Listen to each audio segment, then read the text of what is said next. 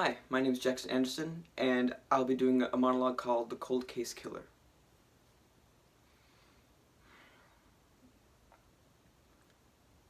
Did I ever tell you about my first kill? No? As I'm sure you are aware, my parents were dead, and I was rich. So rich that I could have anything I wanted.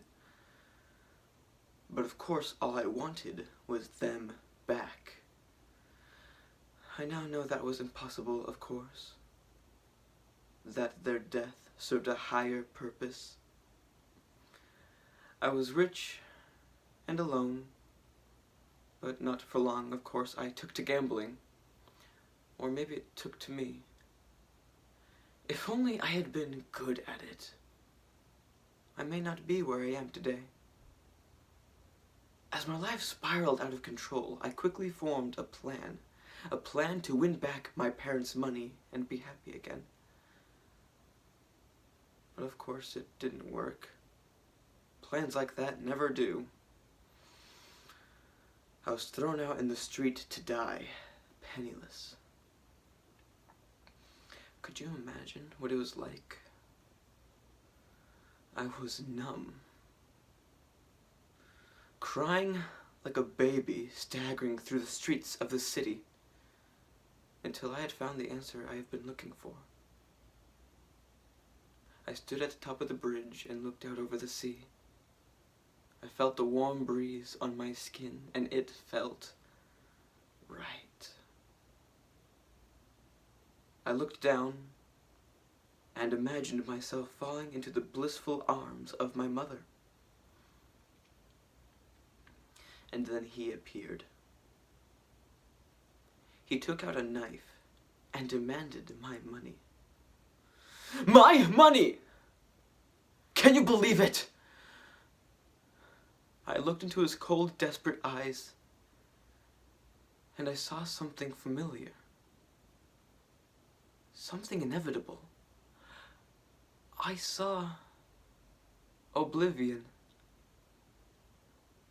I saw that we have all been cycling through the same miserable loop that needed salvation.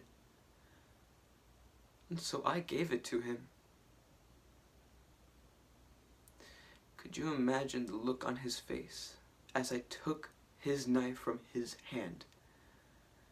Why, it was instinctive.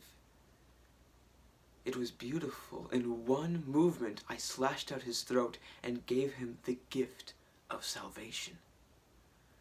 I felt the warm blood spray on my face and saw what little life was left in his eyes leave. But then it was over. I felt lost. Like it had been meaningless. That no one would appreciate my work. And then it happened. Without realizing what I was doing, I took the knife and plunged it into my forearm, and I cut deep. It felt good. Like I had been elevated to a higher level. It had become a temple to my work. It wasn't until later that I became known as the payphone killer. But that's another story, which reminds me, when do I get my one phone call?